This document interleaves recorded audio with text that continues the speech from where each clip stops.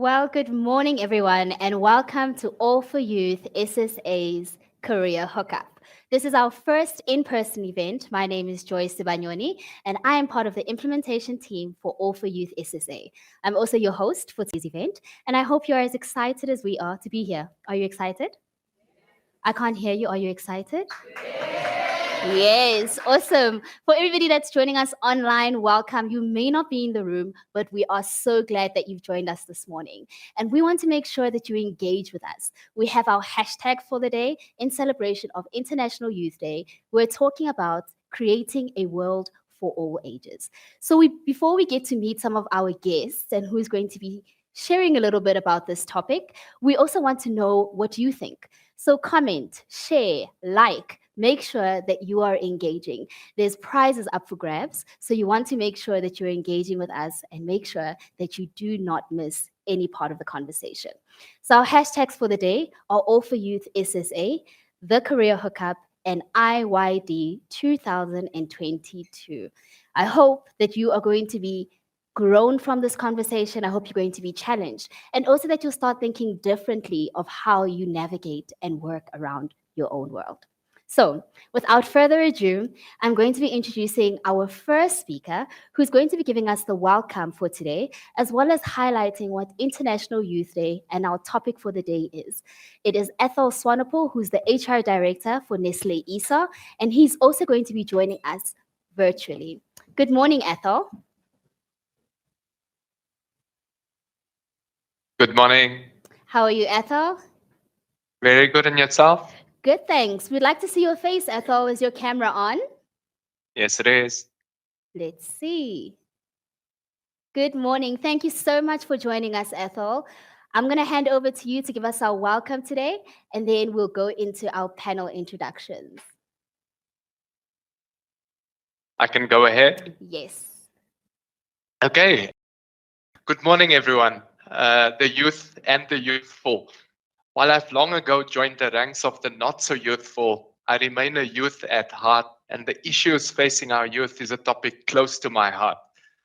My name is Ethel Swanepoel. I am the HR Director for Nestlé East and Southern Africa, and it's a great pleasure and a privilege to open up our International Youth Day event. The Alliance for Youth, or All4Youth as it's also known, is an alliance of like-minded companies working together to help young people around the globe get the necessary skills to thrive in the world of work. Today, alliances exist at a global level, in zones and in regions, and was recognized in the World Economic Forum in Davos in 2019. All4Youth Sub-Saharan Africa Alliance is a collaborative intervention spearheaded by various multinational companies across Sub-Saharan Africa. Its primary objective is to create and implement employability programs, mentorship, and training initiatives that will equip the youth with essential workplace skills. On November 4th, in 2019, South Africa launched the All4Youth Sub-Saharan Africa Regional Alliance, and to date, 6 companies have joined the alliance in Sub-Saharan Africa. Nestlé, ABB, AdCorp Group, Nielsen Africa, Publicis, and Microsoft. I'm very happy and excited for this opportunity for us to connect with the All4Youth community from all over Africa this morning. International Youth Day is an awareness day designated by the United Nations. The purpose of the day is to draw attention to a given set of cultural and legal issues surrounding youth. The first International Youth Day was observed on 12 August 2000, and this year's theme of intergenerational solidarity is intended to amplify the message that action is needed across all generations to achieve the Sustainable Development Goals and leave no one behind. This year's International Youth Day will also raise awareness of certain barriers to intergenerational solidarity, notably ageism, which impacts young and older persons. So it's an honor for us as part of the All4Youth Sub-Saharan Africa Regional Alliance to have this discussion with you, our All4Youth community. We look forward to sharing how the Alliance partners are leading the way within the respective partnering organizations, as well as highlight what we can do as individuals of all ages to create a world for all. I hope you enjoyed today's discussion and events, but moreover, that you are impacted positively to be the difference in your community, schools, higher learning institutions, and work environments. And we work together to move forward in creating a world for all ages. Thank you. Thank you so much, Ethel, for that warm welcome and for framing the conversation of the day. I think we can give him a hand, right? Yes, we know that the impact of All4Youth is one that is vast. And being part of the team, I know the difference that it makes. Today, we actually get to speak to you in person as part of our All4Youth community. And it's our first in person event, which is quite exciting. But I think unpacking the conversation, I'd like to actually start with Saint, someone who is starting or can kick us off from a communications point of view. You're going to get the first question, but before we get into that, let's do quick introductions. Tell us who you are, why you're on this panel, and what you're looking forward to. Saint, you want to kick us off? Good morning, everyone. My name is Saint Francis. It really is my name, just by the by.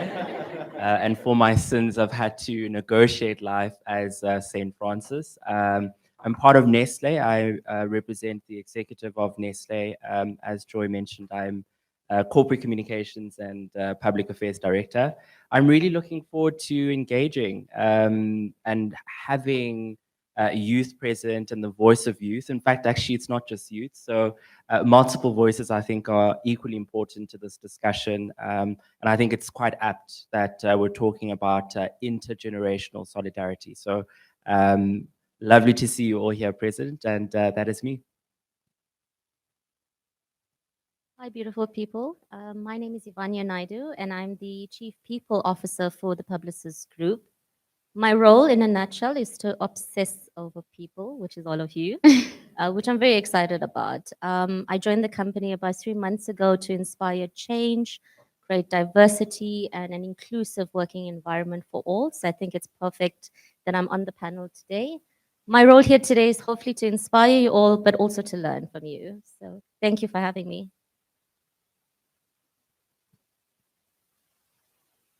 Not on.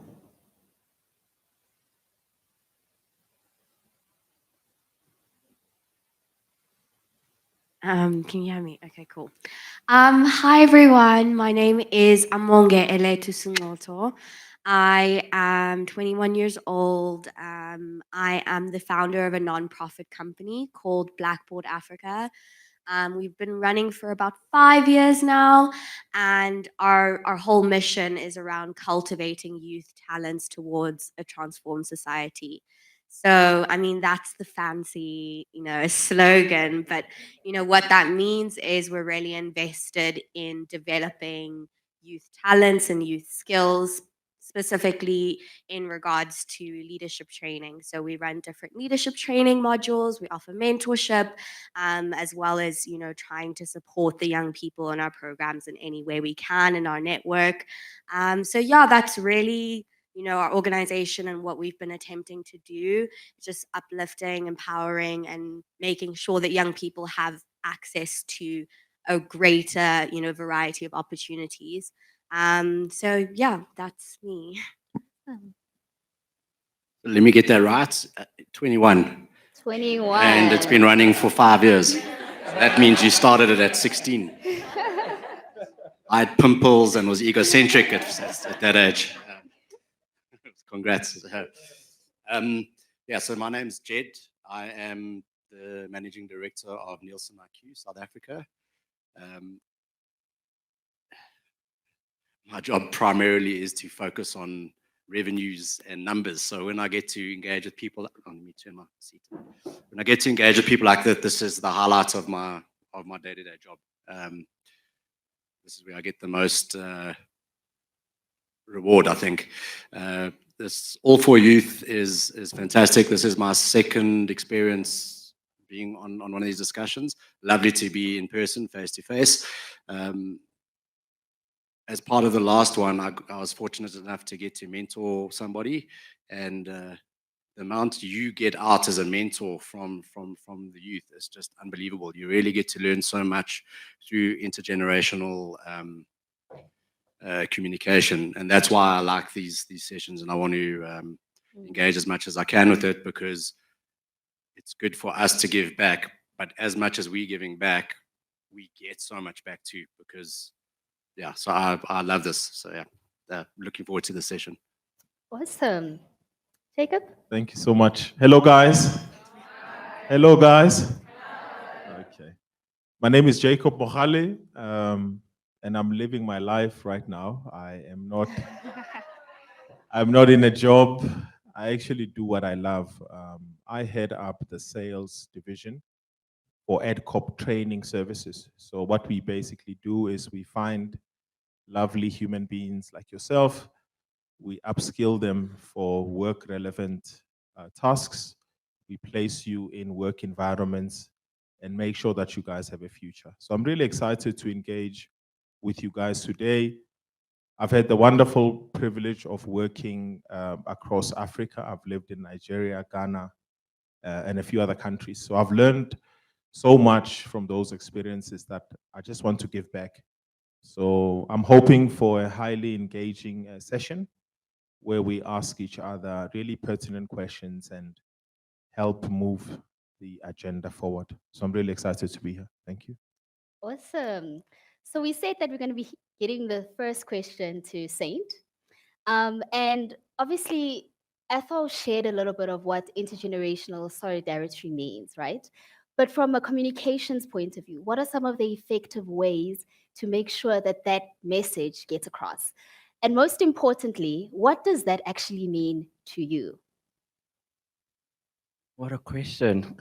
Goodness. So I think let's start with what does it mean for me and the role of communication in simplifying, I think, resonance and meaning. So I think simply put, for me, I thought about, what does solidarity represent?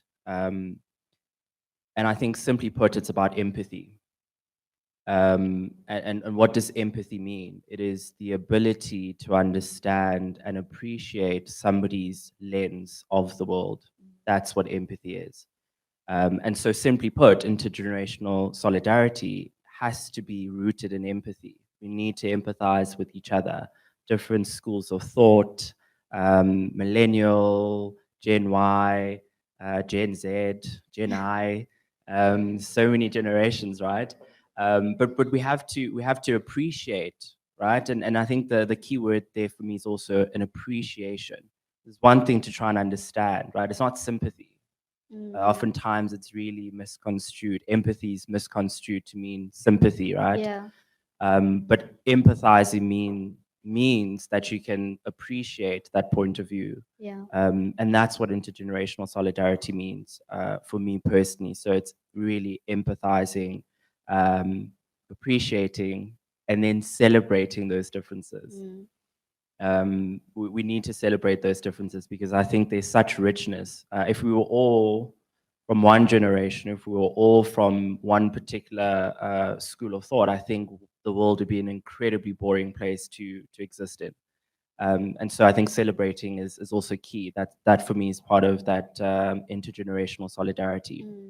Now, from a comms perspective, I think the role of communication is to simplify meaning. The role of language is important in many different spheres, right? And I'm not going to bore you in terms of the academic role of communication or language. I think language and then communication. So for me, I think sometimes we get very intimidated with big words like intergenerational solidarity, right? And we struggle to internalize what does that mean. And so I think for language or for communication, it is to simplify it, right? And so if we say we celebrate different generations, I think we can all understand what that means. It's not too far removed. So I do think languaging is important. I think the role of communication and language is to simplify it such that we understand. and there's probably accessibility in concepts such as intergenerational solidarity. Awesome. Maybe Amonga, let's bring you in. I love the fact that Saint obviously shared that there's a part of empathy and language that's very important, but big ideas like youth and intergenerational solidarity. Do youth really understand what it means? And what does it mean to you specifically also?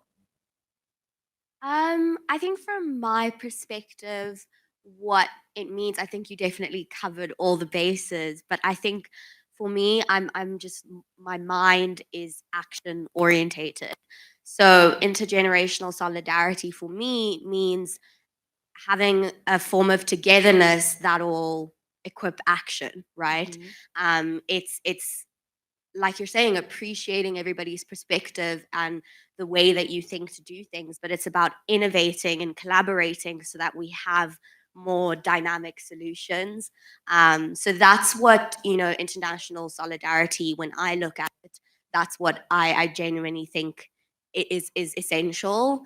I think young people are able to comprehend those concepts. I know, they sound big and they sound a little bit intimidating, but I don't think it's anything that's necessarily like unfamiliar in a sense. I think we, especially as Africans, we've always had an appreciation for, respecting, the perspectives of your elders. What I do think we need to do is kind of also appreciate the young person's perspective and what they have to bring to the table. Like you're saying, even in a mentorship relationship, there's so much give and take, and we also have so much to offer.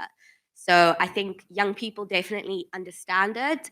I think it's also just about getting everybody to come to the party and recognize that we may be different, vastly, vastly different, but there's definitely something of value that we can all bring. Absolutely. I think I love the fact that you're saying that there's almost two ways to it. There's young people essentially understanding the older generation, but older generation also understanding younger people as well. So maybe this is where we bring in an organizational point of view. And I'd like to hear what Yavinia and also Jed, from an organizational point of view, why is it important that we understand generational differences? And what are some of the practical ways within your respective organizations that you are doing to make sure that it's enhanced and making sure that that messaging is also understood throughout the company? Yavinia? Right. So I think from my perspective, there is strength in being diverse and unique, and we need to celebrate that and acknowledge it. The world is changing. We all have opportunities to contribute. We all should have opportunities to have a say. And I think from a workplace perspective, it's really important to create those platforms and opportunities where we can come from a place of learning and growth. I think it's also a mindset shift. So from a spiritual and a holistic perspective, it's coming from a base that we need to start to love unconditionally, regardless of where we're from, how we look, what's our background. From there, you can build on that base where we can all be seen and treated as equals. I think there's so much power in just changing our mindset. And from an organization perspective, it's really about changing that mindset from the top to allow different perspectives to come through. The role of talent and the role of people and the role of leaders and managers is so critical. It's not about delegation of tasks. It's not about monitoring. It's about inspirational leadership. It's about transferring of skills. So I think from a publicist perspective, there's a lot of change coming in terms of us wanting to create the space where everyone can thrive within the business context. Awesome. Everyone can thrive. I love that. There's a place for everyone. Jed, your thoughts? Yeah, so for us at the diversity inclusion is at the heart of everything we do. It's critical for our business's success. I think often when you hear the words diversity and inclusion within the South African framework, straight away your mind goes to race because of what the amazing journey we've come through. But diversity and inclusion goes far much wider and broader than that. It's gender, it's race, it is religious beliefs, it is sexuality, but beyond all of that is age. Yeah. And that's one of the big things we try to focus on.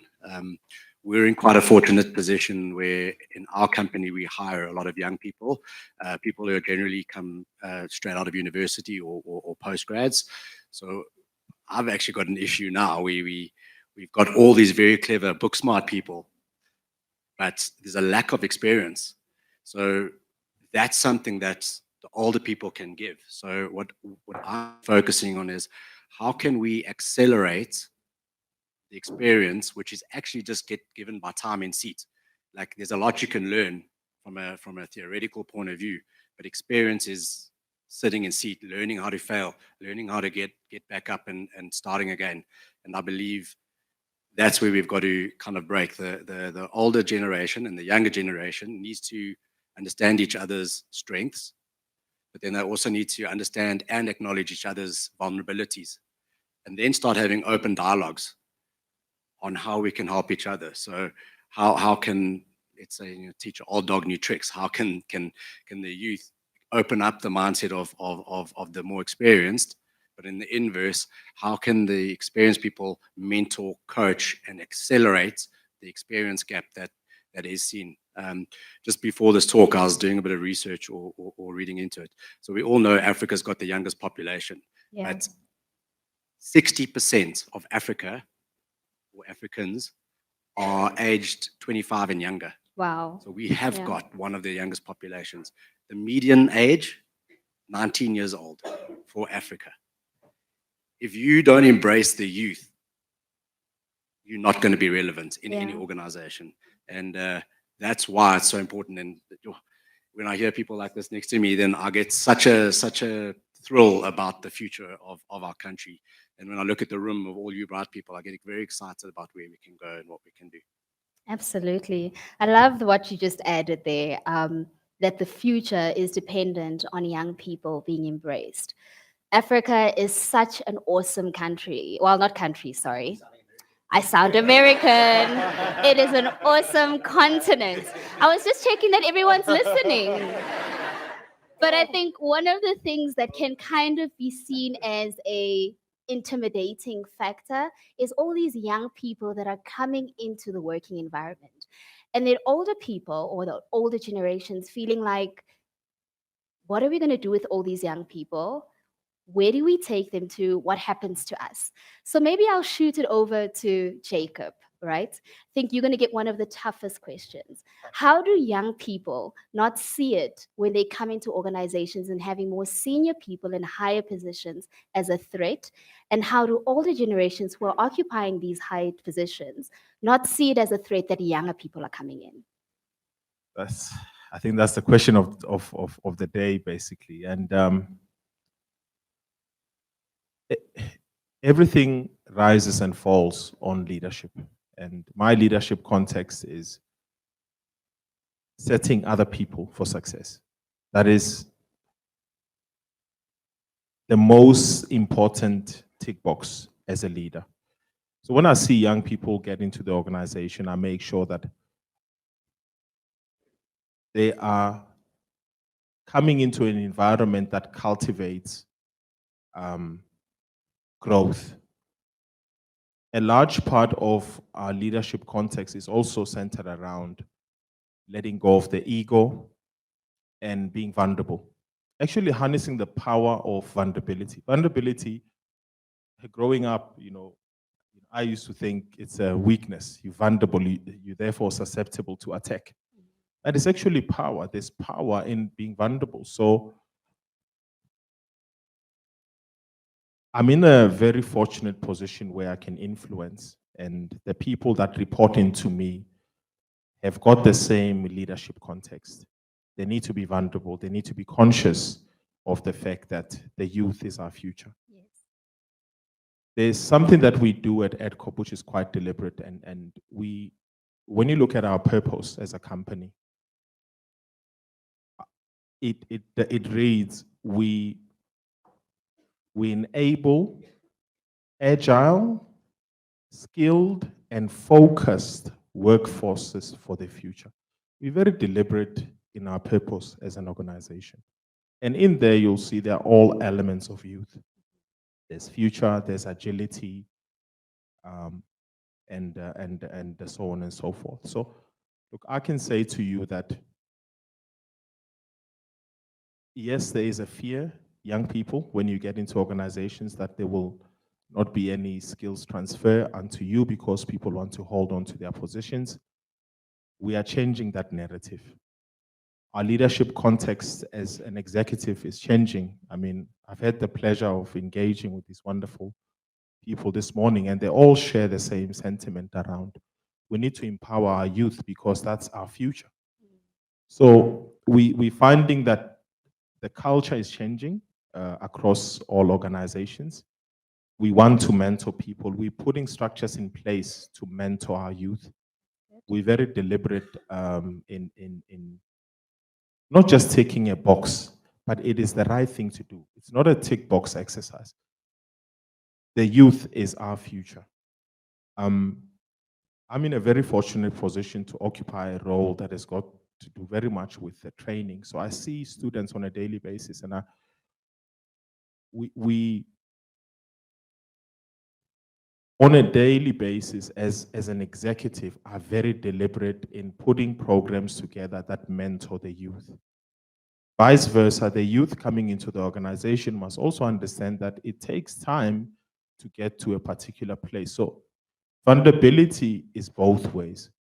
When you get into an organization, don't expect to graduate today, tomorrow you want an executive role. It takes time. Yeah. So there's a big piece around patience as well, and actually allowing the mentorship to sink in, so that when you get to a particular position that you need to get to, that you're able to occupy it and influence instead of wanting to rush the process. So I really just want to encourage you, do not lose faith and hope. We are addressing this issue top down. Leaders are becoming more and more vulnerable. They are becoming more and more conscious. We've dropped our egos. We want to share our knowledge. We don't want to take our knowledge to the grave. I don't want to hang on to my job until I'm 90. So yeah, I think. I just want to jump in quick. Please do. There's two words you used that I absolutely love. The first one is vulnerability. I've made my career from vulnerability, I believe. Not at the beginning. I was a very arrogant youth, thinking I know it all, and started failing. You've got to be vulnerable and ask for help. That's such a good point you made. Vulnerability is a strength. I think that's helped accelerate certain things for me. Is I asked for help all the time. Don't be scared of doing that. But the other word you used, which I like so much, and I'm starting to try and use it and try and get my leadership team to think about it, is be deliberate. You mentioned it's a deliberate strategy and it's deliberate. I find a lot of, like, with all the technical stuff from COVID, which has been accelerated, people aren't deliberate in what you're doing. Be deliberate. It's such a good word. So I like that. Awesome. Be deliberate. I think the good thing about being deliberate is anybody can do it. It's not about having a special skill or a special talent. Anyone in this room, anyone out there can do it themselves. It just takes a little bit of effort, a little bit of interest, and a lot of vulnerability, like you were saying. I think one of the things that I also want to hear is what are the key initiatives that different organizations are running? Saint, maybe we can ask you from a Nestle point of view, what are you driving as an organization? Yeah, so I think before we get to initiatives, I think when we talk about diversity, inclusion, and belonging, which I think is often missed, other companies don't speak about belonging, but we certainly do as Nestle, is that you have to make sure that whatever it is that you're driving is being felt and is visible, and it becomes part of the organizational culture. I want to relay a personal part of my journey, actually, which I really think more than anything is true testament to when Nestle talks about diversity, inclusion, and belonging.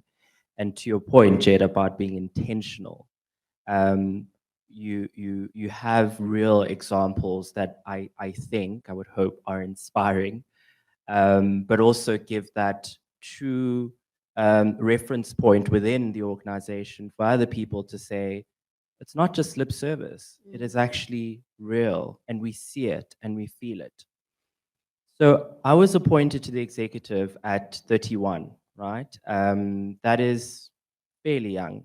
I was the youngest, still am. I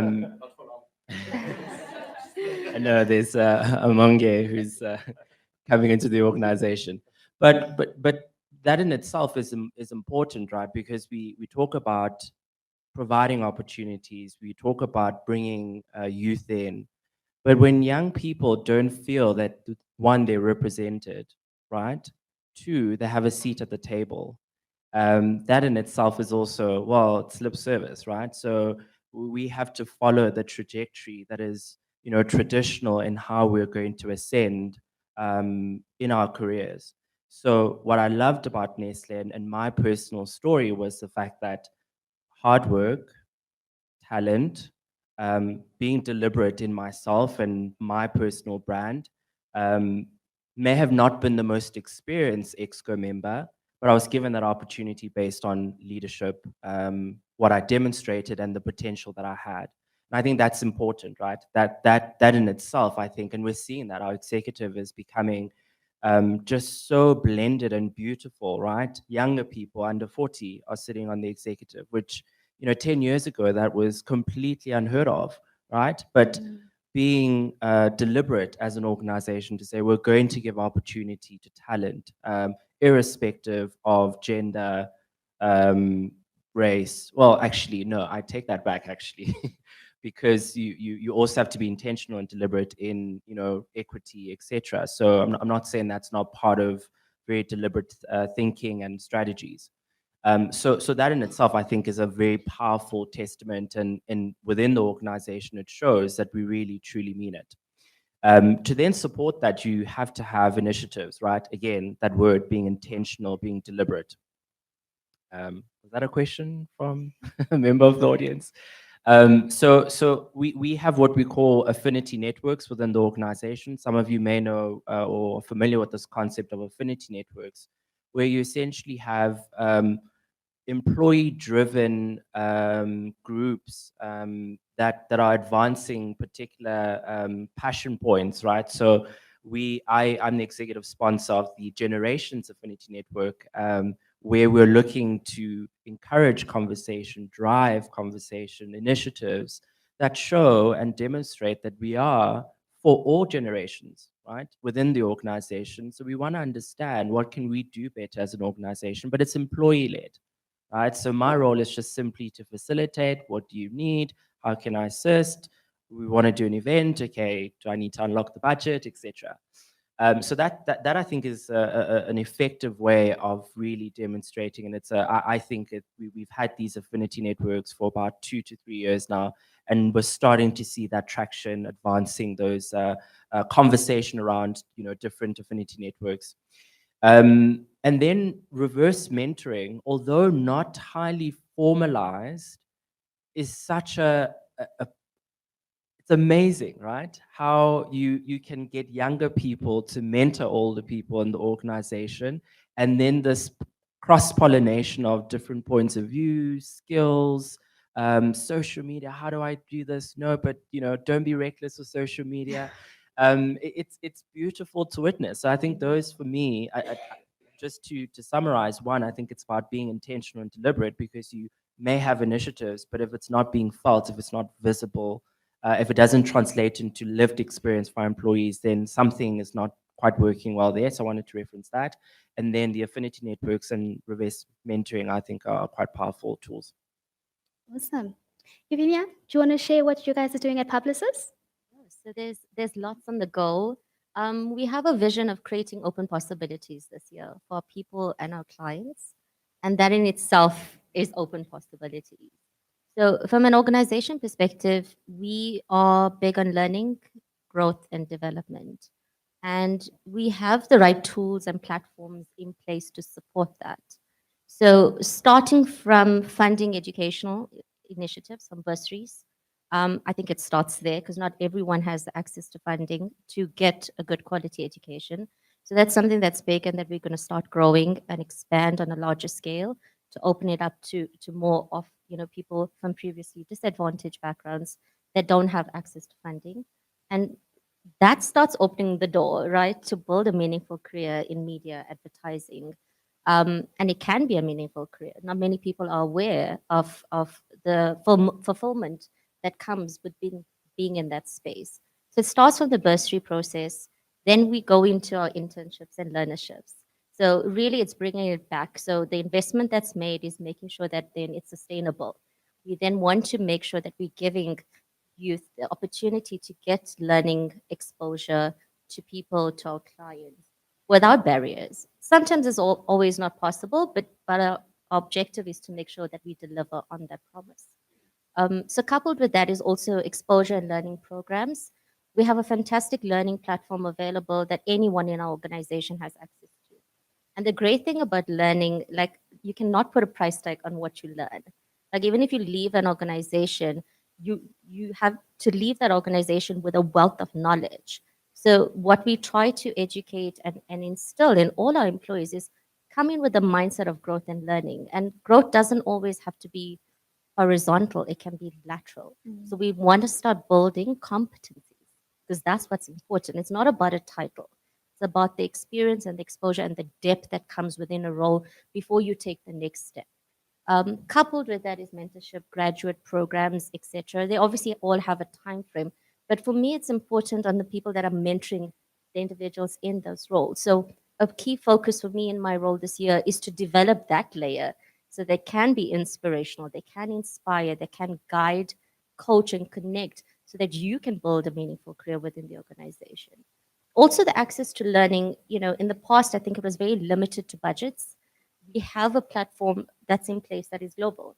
We're also offering exposure to, our talent within the business to work anywhere in the world, for 6 weeks at a time that we as a company support and fund so that the skill set is not leaving the country. We're giving people that exposure to tap into what exists out there, but still come back, right? So that is something that we also focused a lot on is making sure we're building capabilities and skills and we're building a diverse network of people that we call spirited people to start adding value back into society and start adding value back into our clients that we service ultimately. So obsessing over people, it's really putting people first is not something that I would like to think we just say that's on paper. We need to start walking the talk. So I believe that I talk less and I do more because that's what's important. And it starts with you guys sitting here. It starts with being brave, being bold, being open to learn, putting your hand up, saying that I want to connect with many people as possible. And part of open possibilities is your network is your network. That's good. So the more people you know, the better it is for your brand. And you are a brand, right? Technically, you are a brand. So it's important for you to establish what is it that you want in life. You need to be deliberate about the company that you choose to work for. It just doesn't happen by chance. You need to be aligned to the values because that's when you're going to thrive in any organization. That's really, really good. I love what you just said there. Your network is your net worth. If that's a tweetable moment, right? Okay. I think one of the things that I just want to highlight before we move on is technology, right? And I think I'm going to ask Amonge and maybe Jed also just to give an answer to this question before we move on to Q&A. So Yvonne just shared just now to say we need to be brave, right? We're going to give an opportunity just now for you to get to ask some questions to the panel. They're here, they're ready to answer. This is your chance for you to put those questions out there and get answers to them. But I think a big part of it we spoke about is open learning, right? There's so many different platforms where we can learn.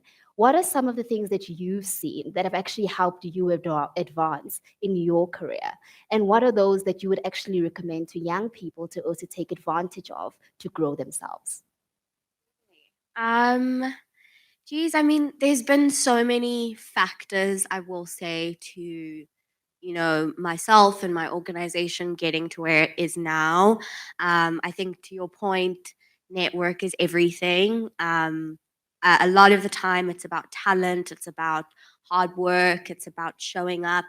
But some of the time, it is about who you know and working those relationships. Yeah. So I've been really fortunate to have a really supportive network of mentors, of just people who have showed up to support me and my organization and have been vouching for me in rooms that I didn't even know about. So, I mean, network, people, just like you're saying, it's about people. It's about cultivating relationships and not necessarily to the end goal of, what can they do for me? Because it can't be that transactional, but, investing in people and investing your time in understanding people, relating to people, that's usually when you get the most value out of that relationship. So I would definitely say to any young person, any opportunity to network and expand, your network is always take it. I was so awkward and introverted, so I always hated it. But I know I understand now how important it's been and how important it's going to continue to be. So networking, I think we've spoken a lot to intentionality. That's also a major thing. I think it's one thing to walk in your intention, it's another thing to know it.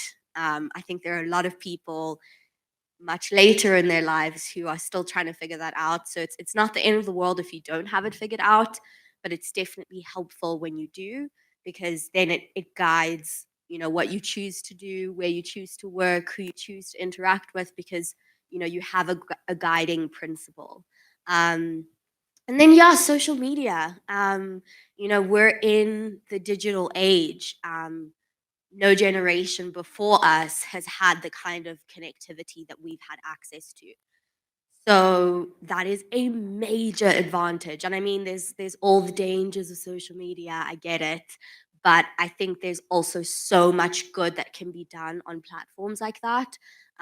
We can connect to people all around the world, all different ages, all different genders. Like it's just so broad, the spectrum of information and people that we're able to connect to on those platforms. So don't underestimate the value of that, and your being able to use that is also a tool that you can use in certain spaces where people might not understand it.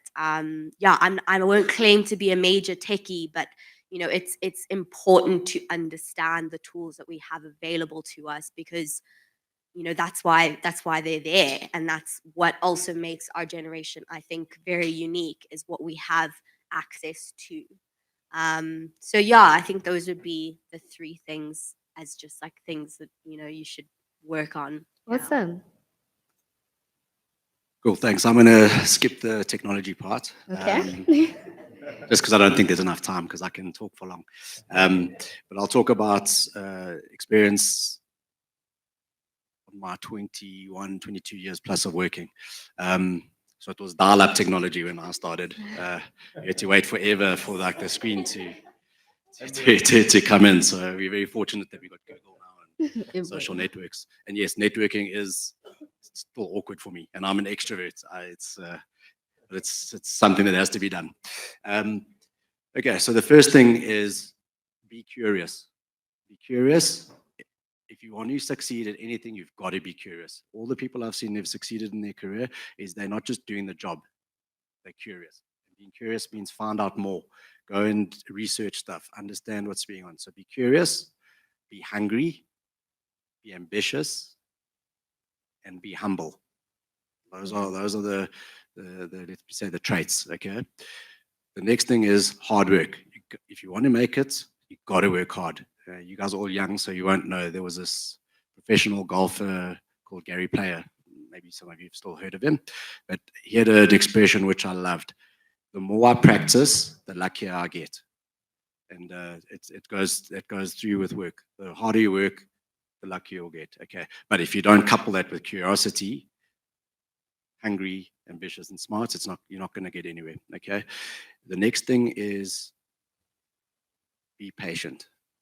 If I could look at my younger self, I would have said, park some of the ambition and just be patient, because you learn so much through patience. There's this, we were discussing it earlier. It's something I see a lot with the youth. You got your degrees, you come in, and now you want to be the boss. Like, it's gonna take time, but I'd never enjoyed the moments of my achievements because I was too hungry and ambitious to look for the next thing and the next thing and the next thing. So if I went to my younger self, I'd be just be patient, learn that. Don't chase the money, guys. It's easy when you don't have that much money and somebody's offering you more money to go across. Chase the experience, okay? Because we do have experience and skills gaps in South Africa. And I think the more experience you get, the better you'll do and the better you'll succeed. And your next job will get even better and better, but get that experience. Don't chase the money. Money will come, but be patient, okay? Be vulnerable. We spoke about that earlier. Don't be scared to ask for help. I'm the boss. And I'm still telling and maybe it's the wrong thing. Maybe other leaders will tell me I'm wrong, but I'll tell my team, I don't know what I'm doing all the time. And any leader who tells you that they know everything is lying because you learn every day. I make mistakes all the time. So be vulnerable. Something that you have to do too, because if you want to make it and you want to be successful, don't always do the status quo. So I've got a saying that I always use, and I've stolen it a bit from various different podcasts or things, but fail fast. You don't have time to fail slowly. Fail fast, but have the guts to fail fast. Take the learnings and fall forward. I'm not sure if you've seen the Denzel Washington, his doctorate acceptance speech. Watch it if you didn't. It's called Fall Forward. I watch that once a quarter. Okay, so fall forward, it means fail, learn, take the learnings, and then try fail again. So you're falling forward the whole time. So that way you keep learning. So the thing is, fail fast, fall forward, and then pivot. Yeah, those are the things I'd say do. And as a youth, you guys don't like this because I didn't like it either. When people give you criticism, don't get angry, don't get defensive. God gave us 2 ears and 1 mouth. Listen twice as much as you talk back. It's people giving you criticism, it's because they care about you and they want you to do better. That's why they're giving you criticism. I used to hate criticism. I still do, but take it because it makes you go better. So listen, if somebody's giving you criticism, it's because they care about you and they want you to succeed. So take that criticism. Yeah, we don't know everything, although you think you do when you're young. And I've got a few other things, but that's all I can remember. But those are some of the big lessons that I've learned in my career, and I'm still learning every day. Okay. Still learning every day. I love that because I think so many times we miss that. Jacob, do you want to add something? I think just to echo and add to what you've said now. As a youth, you need to embrace the sort of the attitude of being a servant. You need to serve.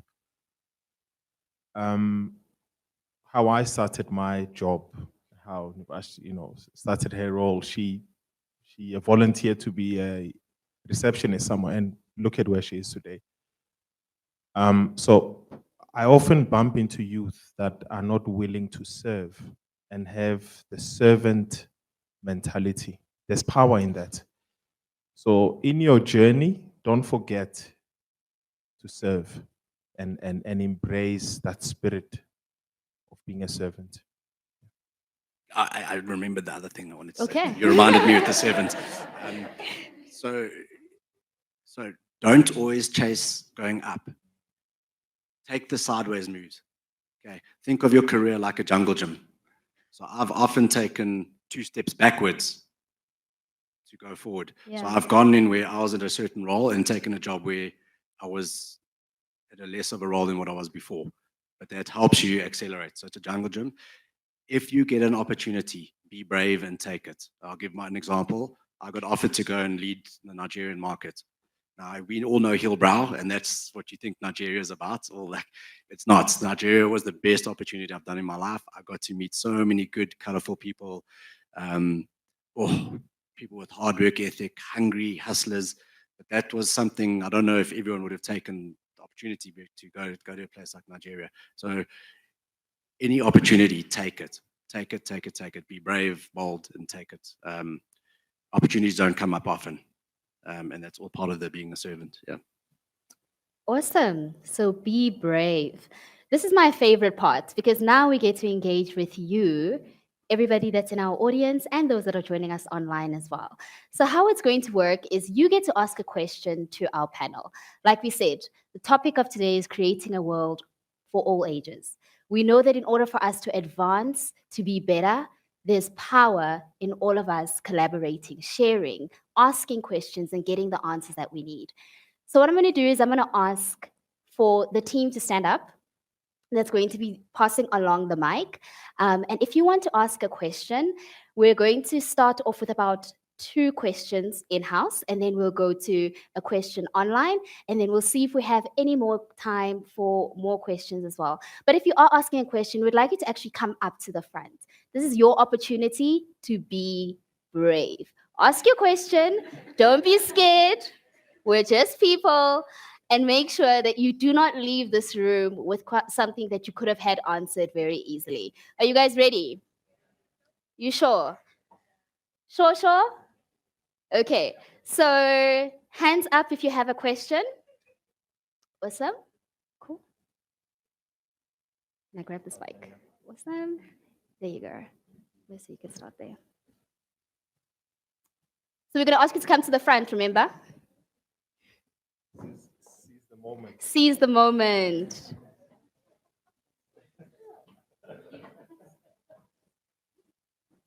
Mercy, maybe this side. So you must just say your name very loudly so that everybody knows, and then you can ask your question to either person on the panel or a specific person. Hi, my name is Dewo Khontlapo. I'm a recent law graduate, so hopefully I don't over politicize the conversation. My question is a bit twofold, and I think it just goes out to every member of the panel.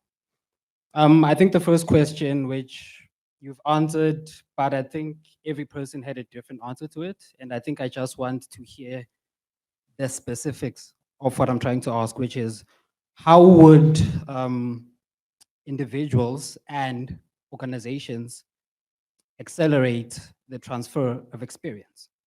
Because I think as well, everybody here right now, we'll all tell you one thing, which is I have the skills in terms of papers, but there's this hindrance, which is experience. And then when you go into the organization, you'll find that the people holding on to the experience are the very ones who are supposed to be passing it. So how would you, maybe your personal opinion, accelerate the transfer of experience? That's the first question. Then the second one is, this is where it gets political, by the way. I think it's safe to argue that back in the day, life was a tad bit easier than it is now. I think things are just overly complicated now, and you have to navigate things as and when they happen. I mean, just yesterday there was COVID. Today we are looking at a possible recession. So how do we then, or how would you suggest, as young people who are still trying to walk towards our goals, navigate socio-economic circumstances while continuing on the path towards, let's call it success? Awesome. Yeah. Thank you so much. Can I jump in on that second question? I mean, I don't know if you're supposed to keep standing there, but I think I totally hear you in terms of, you know, the world we're living in is so complicated. But I will say, I think there's a saying that there's nothing new under the sun. And I think it would be a really ill assumption for us to think that everything that we're going through is new. Like this is crazy. And it is to an extent because, you know, it's a different way. There's different ways that we're experiencing things, and we're experiencing, you know, like you're saying, economic recessions or different social issues. But I do think that there is value in understanding that we are not the first and we will not be the last. And so you always have resources to reach out to kind of figure out how to navigate. And honestly, when we're talking about sort of accelerating experience, that's how you do it. It's reaching out. It's about finding out how they figured it out. How did you make that work? And yes, it may not necessarily be your superior in a corporate environment who maybe isn't willing to learn from you or engage with you.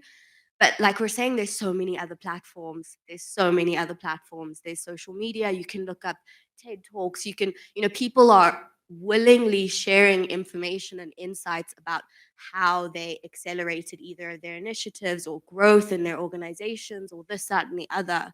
So the information is out there, and we're not the first. So I think definitely lean into that when you're trying to figure out how to improve yourself, yeah. Awesome. I think I'll touch on both. Sorry, this mic has not been friendly to me. I keep on going. Um, I'll touch on the second question, then we'll go to the first. Some of the greatest innovation in the world has come about in the hardest times. So there is massive potential, massive opportunity. And I think it starts with the change of language. When you change your language, everything else shifts.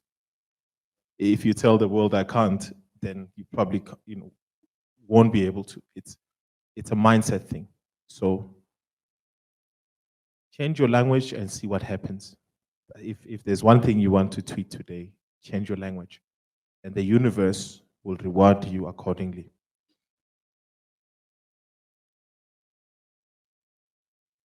Your second part of question is there are rules and guidelines that we put in place as an organization. So I'll speak from an EdCorp perspective, then personally. We have deliberately put together a set of values that everyone in the organization needs to live by. Those values really speak to how everybody within the organization can interplay, can interact.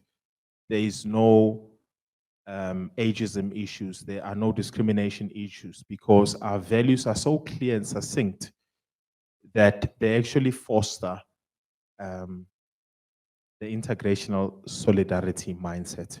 So I'll give you an example. We have a value called teamwork. Within that, we don't just say teamwork, we clearly define what it is and what it's not. So within that, you can clearly distinguish, just because my boss is older than me doesn't mean I don't have to walk up to his office and give him my ideas and actually work together towards a common goal. We deliberately make sure that we cultivate an environment where ideas are embraced rather than hierarchy. So there are values that are there. So what I can say to you is always have that as your guiding principle. What do you fall back to? Your values, your principles that remind you what the right thing to do is. We have another value called diversity and inclusion. And it spans across, sexuality, gender, race, but not only that, but age as well. We're saying what it is and what it's not. And lastly, agility, which speaks, I think, defines you guys. You don't prescribe to a uniform way of working, right? You guys want to be agile. You guys want to flex. You guys want to, so we've entrenched that into our company ethos, and we have put policies such as your work from home policy, which in the past we wouldn't even have that round table discussion, because the hierarchy who have been there for 100 years, who are 120 years of age, don't want to listen to a 20-year-old graduate. Therefore, the work from home policy will not pass. Things are changing. We have been deliberate in taking that action, and people can now work from home. You can flex, you can do what you want. So I think just to summarize, there are principles. Be deliberate about jotting those down, implement them, follow them. Then the second piece is just around language, guys. I want to just, if you can leave with anything here today, change your language and see your world change. Wow. Sure, that's good. Thank you. Awesome. Any other brave souls in the house? Okay.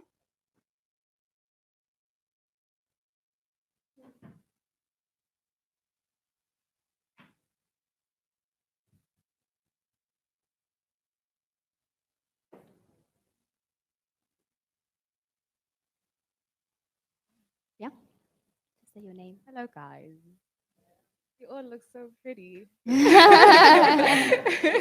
bring the mic up. Thank you. My name is Zolek Angwenya. I am a political studies graduate and currently doing my third year in law at UP. So I have two questions as well. Jacob, I hear you talk a lot about the top-down approach, hierarchy, whereas Saint, on the other hand, you speak a lot about employee-driven changes and ideas.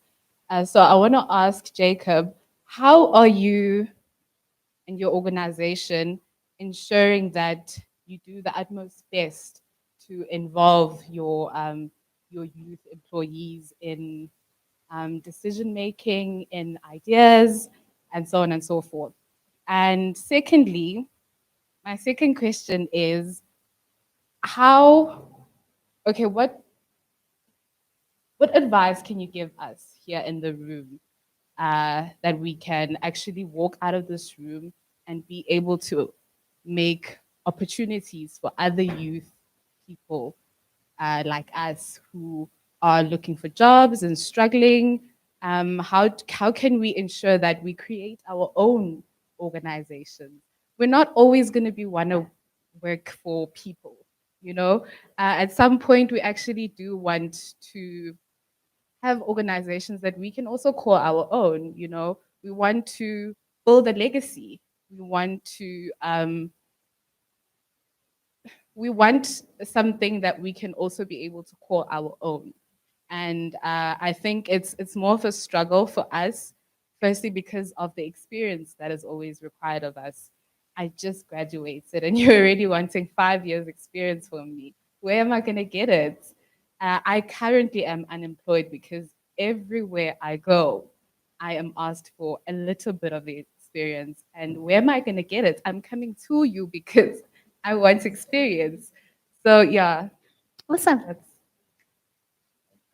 Jacob and Saint, the mic is yours. You want to go first? Or?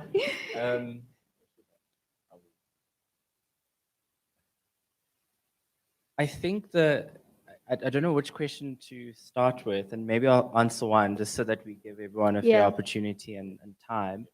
Um, You're right. I think that that's probably the most flawed thing about the way in which the talent market is currently working, right? We expect young people to have that experience. So, I mean, I think people understand that you probably want to do employability programs, because the reality is not every company is going to be able to take on 5,000 graduates, and that's probably the need, right? So internships are limited in terms of bringing people in with the intent of giving them that experience. So that's what I think is so flawed, and I don't know what the solution is. I think in part All4Youth is trying to provide that employability, Absolutely. right? Working on making you employable such that you have a little bit of that experience or the right skill set to at least be a bit more competitive than somebody who's just got their degree and nothing more in terms of boldness. And I've actually been like you are, all of you in this room, um, looking to equip yourself with the right skill set, have the right conversations, be in the right spaces to engineer those opportunities. I loved what you said about we also want a piece of the pie that is ours, ownership. I think that's beautiful. And I don't know, I don't give advice because I think I'm on my own journey. So I always say I share my journey, and if it inspires you, that's great, but I rarely give advice. So I'm not going to give you advice. But what I will say is, and that's what Jacob said, right? And that's what I was trying to allude to in the beginning, the power of language. when we view challenges as opportunities, I think it's not easy. I'm not saying you're going to have the magic bullet to create whatever, venture you want to go into or organization, but it's in that mindset. It's in that ability. For me, I found has been transformative in terms of shaping how I see the world. Being a servant has served me well, and it's actually opened up many opportunities along the way. So for me, I think in my experience, that framing of your current situation in terms of that ownership part of your question, I think has been transformative, and it might be something that I think could be transformative for other people. It was long. Sorry, I talk a lot. Very, very powerful. I think the questions you're asking are pertinent to everyone in this room. And what I can say to you is they are thought provoking. And because they are, we need to start thinking about things differently. So you look at 20 years plus, qualifications that were more attractive, were more catered towards your white collar type of jobs. Right? But there's this whole world of technical skills that we've neglected. How do we come out of this room with one message to say, let us bridge the gap? I can tell you now, any organization would be lucky to have someone like yourself. Because of your attitude, your aptitude. And maybe it's just a mindset thing. I don't want to give advice. However, I can say to you this, there's a world which we've neglected, which we need to get back into, where technical skills are becoming more needed. There's such a major gap and a major opportunity for us to fill those gaps as the youth. Are they attractive enough? Maybe not. Because that has been the narrative for the past 20 plus years. So I just want to ask you guys to start thinking about the next 5 to 10 years differently. And we actually focus our time on skills that are required. I'm going to be very blunt and honest with you, because feedback is part of what moves our country forward. Let's look at what the country needs in terms of skills, and let's fill them up. Instead of adopting the old mindset of doing the same thing over and over and expecting different results. We are where we are as a country, but we're so fortunate that there's this gap that is waiting for us to fill. So it's really just about staying positive minded, do different things, change your language, which will in turn help you attract the people that you need to attract. We spoke about building relationships. There's nothing worse than meeting the person who's going to give you an opportunity and you're not mentally ready. You've not put in the work. You are in a negative mindset because you've not worked for so long. Companies are rejecting you. But if you put yourself in a space where you said, you know what, maybe this is not working. What if I try this, acquire this technical skill, which, by the way, is a skill you'll have for life. It's a skill to help you earn extra income over and above what you'll earn in your corporate environment. So think differently, stay positive, and you'll get your break. Quickly, just to add, it comes to the language thing. When I was in Nigeria, one of the best, it's a local saying, and hopefully I said it right, but one of the best sayings was, "You will get better," meaning tomorrow is going to be better. And the Nigerians have got a lot to moan and complain about. The government's let them down, and poverty is high, but everybody goes, "It will better," because it's a self-fulfilling prophecy. So you believe tomorrow will be better, and that way they make it through. South Africa, I don't know why, the sun shines all the time, the weather's good, but we're so negative and pessimistic about everything. Opportunity is huge here.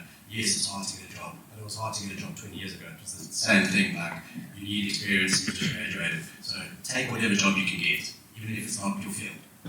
I had in Nigeria working for me, I had a doctor who was doing market research, I had engineers who were doing market research. You get what you can get, build that, and then go. The opportunities you've got today are far bigger and wider than we had because of the connected networks and that. And there's a thing called frugal innovation.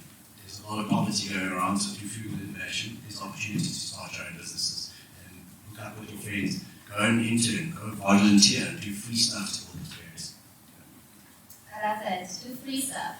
There's actually a lot that people can get out of free opportunities. It's actually an opportunity to be able to volunteer. Let's just not exploit those. Of course. Thanks, next time. I just want to take a question from YouTube because we've got some online viewers as well. And maybe this is a question that's coming up because a lot of what we've been talking about in creating a world for all ages is a theme of networking, it's a theme of building relationships, it's a theme of people, essentially. And Ulindo Nyende asks, how do you master the art of networking so that you're able to create relationships without over-creating friendships? How do we draw the line and ensure that we have boundaries, basically? So maybe just 2 tips from each person, just so that we can move on. But I think it's an important question to ask. Look at the mic, it's just going everywhere. I'm in sales, I'm going to give you the sales. Okay, awesome. Maybe let's start with you, Amore. Comfortable to answer? Okay. Geez, I won't lie, this is a hard one. Just because, yeah, I think you have to gauge it by the nature of the relationship and the nature of the person that you're dealing with, right? So the way that I'm going to approach someone is going to be different depending on different factors. So my advice would just be understand and learn the person that you're dealing with and then act accordingly as much as possible. I like to set very clear expectations and parameters just around the nature of the relationship I want to create. So when I'm asking someone to be my mentor, you need to say, okay, I want you to be my mentor because of this. And I didn't originally have this tool, but one of my mentors was like, okay, why? What are you going to bring to the table? How long is it for? When do we assess? What are the goals that we're trying to achieve? So just having those very clear objectives allows for the relationship to be just monitored in a way that's beneficial for both parties, I think. I understand you're not trying to get too comfortable with people, but yeah, like I'm saying, it can't be as transactional as even, objectives and this and that and that, Sometimes let's just have coffee and let's not talk about work or this and that. Let's just find out how you are. That investment in getting to know people, I promise you it will take you so much further because people will understand that you care about them and not just necessarily what you can get from them. So yeah, that would be my advice. Let's maybe have one more. I think for me this is something that I learned probably recently. I think be clear, right? You need to be very, very clear. Sometimes it's not a bad thing to be transactional, okay? What do I mean by that? If there is something that I need from X person, be transparent that I am engaging you with the intent of 1, 2, 3, right? Nothing wrong with that, and I think people actually appreciate that a lot more than pretending, oh, let's do coffee, da-da-da. So I found when I've been very direct with people to say, hi, I would like to have coffee because I want to discuss 1, 2, 3, and I think you would be an enabler to that. Oh, fantastic, I've got the time. Sorry, I'm actually too busy, won't entertain that. Cool. Then there are people that I genuinely find inspirational, right? I don't want anything from them, it's not transactional, but I think they are just such good people to learn from. I reach reach out, I connect, and I say, I just really like you. I think you're amazing. Not divorce. I'd like to have coffee with you and hear about your journey. Oh, okay. So I think be very clear and transparent. I don't think there's anything wrong with being transactional, with building a network. But at the same time, I think there are also people that you just generally find inspirational and you want them to be part of your life or part of your network or get to know them, and that's also okay. But be very clear. Be clear. And I think people appreciate that, you know, wasting the time. Yeah. I think just having a set of clear values. You don't want to go into an engagement and then come out a different person. Just make sure that you stick to your values. You make them very clear to the person that you're communicating, so that you don't get to cross boundaries where you don't need to. So just always be mindful of what your values are and never compromise on those. Virginia, do you want to add something quickly?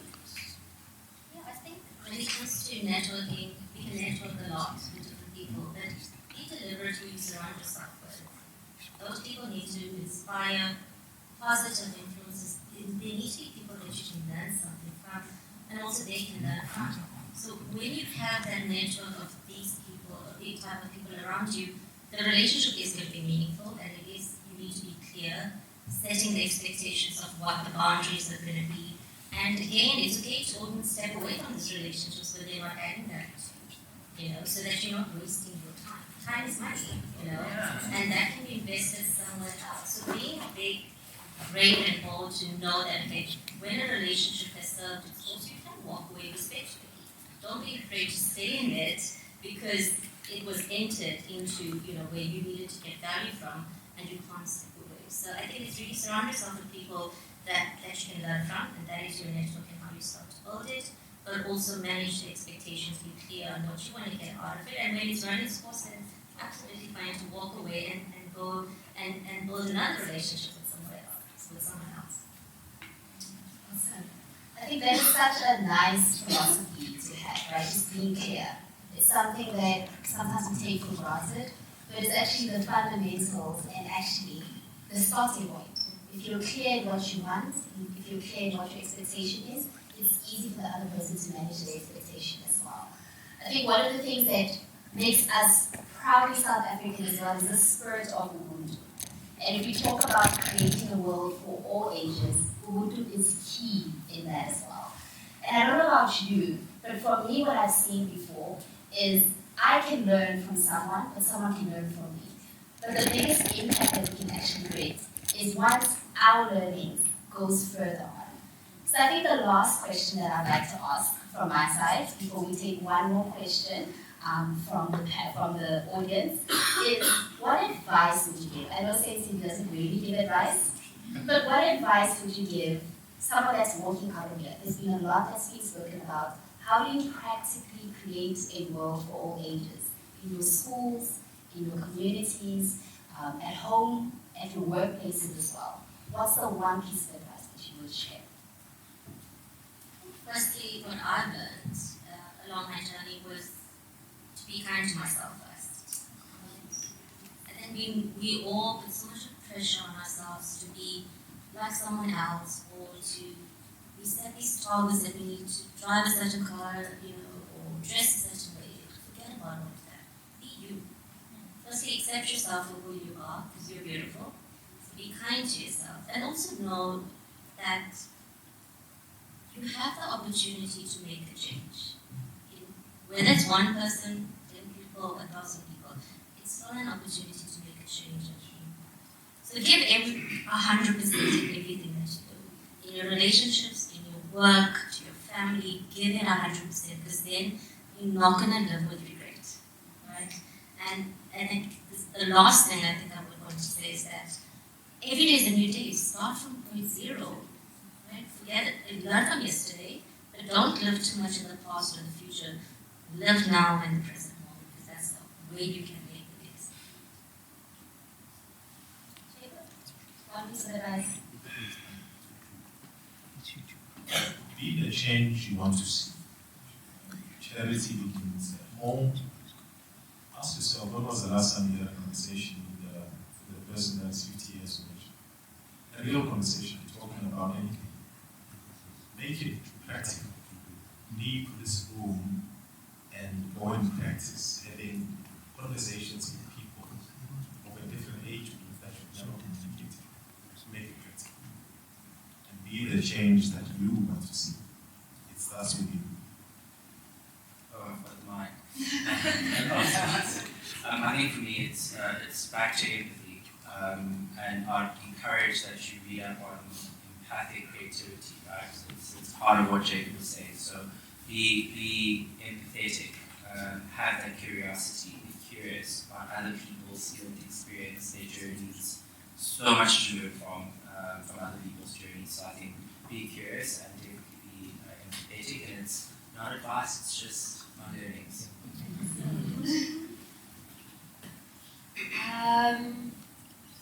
I don't know, I think from my perspective, I would just say be proactive. I think it also just speaks to one of the other questions around, building something that's yours, building legacy. You cannot leave a legacy that you do not live. So you have to do that in the present. Right now, even though you might not have access to all the opportunities, all the skill sets, but any small way that you could be improving yourself, do it, take it, and live in purpose. That's always been something that's really been helpful for me. Identifying purpose and using that as a gauge will definitely take you further, because then you're also just aligning with people who are aligned with that, with your values, with no matter what generation or what differences you guys have. Okay, I'll make it quite simple, I think.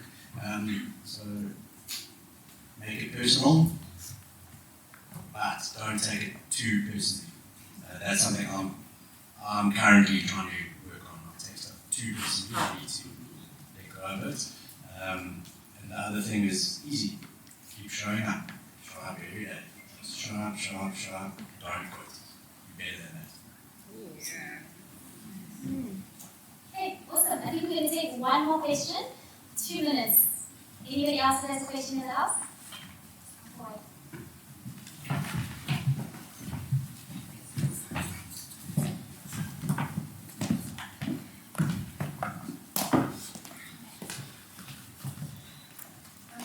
Hi everyone, my name is Trisha and I'm actually part of the AdCorp group. I haven't actually had a chance to get to know Jacob very well, so this is very insightful. And it was nice to actually come together after a long time, because if you watch us via YouTube and live stream, it's very easy to get distracted. You can make a cup of coffee and lose the momentum. So this is really nice. My question is very quick. So I joined the AdCorp group, and a lot of the brands have been there from the 60s and 70s. And they're still there today. So they're doing something right, which is great. But coming in there, I want to see them keeping up with the current changes. So their model is working, they're doing great, like things are great, are so nice, like financial reports, that's great. But to the younger generation, I'm not so young, but to the younger generation coming in, I want them to be part of a company that is current. Not meaning youth does not mean that you have to be on TikTok, so the company is going to TikTok, no. I'm saying keeping current, so that when people in their 20s or early 30s come into the group, or come into the company, they feel like they haven't gone backwards. So, I see change within the company. I'm trying to implement my own form of changes, but to hear from experience. So what's your best advice in being in companies, or especially part of head of people? What have you implemented to ensure that when someone new comes into the company, whether it's fresh graduates or experienced professionals, that they feel that they haven't gone backwards, that they are keeping current? So thank you for that question. I think there's a massive opportunity in being able to listen effectively. Many of us don't. When you're talking to someone, they're already planning their response and what they're going to say to you. So being an active listener is skill. It takes development. So create opportunities in the workplace to make sure that everyone has a voice and has a say. So one way we've done it, we've created moments that matter surveys. throughout the employee life cycle. So from the time you join till you leave, you have an opportunity in a safe space to have your say. And that feedback is then delivered back into KPIs on leadership to make sure that there is improvement and people are tasked with the responsibility to take the feedback to change. Because not everybody is brave enough to come up to the head of talent or their manager to say how they feel. So these opportunities from an anonymous survey perspective creates those opportunities for engagement. But what's key is then what is done with those results. So we make sure that we feedback those results. But the planning in terms of change happens with the employees themselves, not just at the leadership level. I hope that answers the question. I think lastly from my side, these are exciting times. Of the 40,000 odd people we have in our organization, 80% are between the ages of 18 and 35. So the future is rather looking bright. Active listening will be paramount to the success of our organization. We encourage feedback sessions. We have those. Let us connect after this. I think there's room for improvement as far as communication is concerned. I'm obviously privy to everything that's going on, but I think you've raised a very good point, and we need to look at how we communicate more effectively and efficiently so that everybody's abreast of what's going on. Awesome. I love that you said that you want to connect off this, because the conversation doesn't end here. Yes, we may have had some phenomenal responses from our panel, some great questions from our audience as well, but today the conversation still continues. In creating a world for all ages, it's important that we have critical conversations. I think there's key nuggets that we could have gained from each and every one of you. And first, I think I just want to say thank you so much for being part of our panel. Thank you so much for sharing your insights, your knowledge, as well as just some tidbits that we can also apply in our lives. Can we give our panel a hand this morning?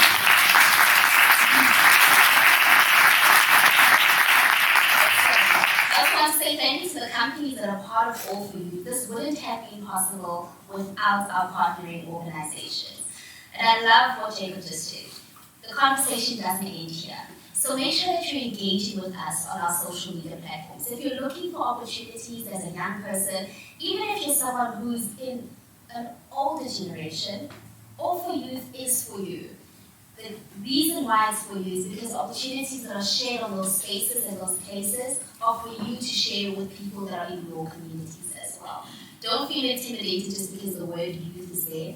Youth is young at heart as well. So if you're young at heart, this page and our social medias are for you as well. I said that we had prizes earlier. Like I said, the conversation doesn't end here. So we'll be announcing the winners of our prizes on our social media platforms. So keep an eye out, because you could be one of those people who walk away with, firstly, a 500 Rand exclusive good books voucher, because leaders are leaders, and we want to make sure that we're equipping you and making you help grow to be able to make sure that you are able to be equipped for the careers and the journeys that you're going to be going on. Secondly, we have a Connect with Us box. If you have your business cards, your CVs, your business portfolios, make sure that you don't leave here with them. Connect with someone new here, whether it's with our stakeholders or someone within the audience. Don't miss the opportunity to connect with us. We did brand it as the Career Hookup, and that's exactly what it is. Hook up with someone today. Make sure that you don't leave here without meeting someone, because you never know where that person will be in 5 years. You never know where you'll be in 5 years. So the conversation continues, and we'd like to say thank you for being here today. Thank you for taking out the time, and we hope that you'll still continue to engage with us. Don't forget that our hashtags are All4Youth SSA, creating a world for all ages, and IYD 2022. I hope that you have a great International Youth Day, that you share the conversation that we've had today, and we'll see you on our social media platforms.